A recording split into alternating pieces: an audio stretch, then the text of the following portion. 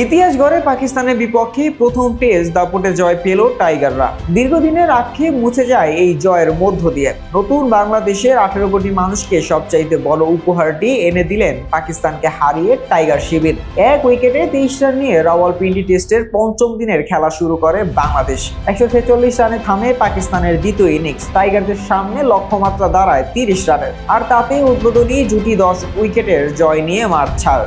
পাকিস্তানের সাথে প্রথম জয়ের স্বাদ পেয়ে যান টাইগার শিবির সহ বাংলাদেশের 18 কোটি মানুষ। বিস্তারিত জানাবো এই প্রতিবেদনে। ভাগ্য নির্ধারণী এই দিনটার শুরুটা খারাপ হয়নি টাইগারদের। দিনের দ্বিতীয় ওভারেই পেয়ে যায় উইকেটের দেখা। পাকিস্তান অধিনায়ককে ফিরিয়ে বাংলাদেশকে প্রথম উপলক্ষ্য এনে দেন হাসান মাহমুদ। 37 বলে 14 রান করে শান মাসুদ ফেরেন লিটনকে ক্যাচ দিয়ে। পরের ওভারে আবার উইকেট নিতে পারত বাংলাদেশ। শরীফুল ইসলামের বলে উইকেটের পেছনে সহজ ক্যাচ দেন বাবর আজম, যা লুকিয়ে নিতে ব্যর্থ হন লিটন। অন্যথায় 0 রানেই ফিরতে পারতেন পাকিস্তানি এই তারকা ব্যাটার। তবে বেশিক্ষণ অপেক্ষা করতে হয়নি। জীবন পেয়েও বাবর খুব একটা সুবিধা করতে পারেননি। থিতু হয়েও ইনিংস বড় করতে পারেননি। ফিরতে হয় নাহিদ রানার 146 কিলোমিটার গতিবেগের বলে বোল্ড হয়ে। ফেরার আগে 50 বলে 22 রান করেন বাবর। পরের ওভারেই পাকিস্তানকে আরো একটা ধাক্কা দেয় বাংলাদেশ। এবার উইকেট শিকারী সাকিব আল হাসান। প্রথম ইনিংসে 141 রানের ইনিংস খেলা শোভ সাকিবকে রানের খাতা খোলার আগেই ফেরান তিনি। 67 রানে 4 উইকেট হারায় স্বাগতিকরা।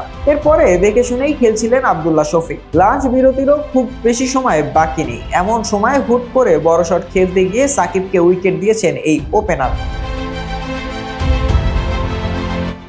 6 উইকেটে 108 রান নিয়ে লাঞ্চে যায় পাকিস্তান।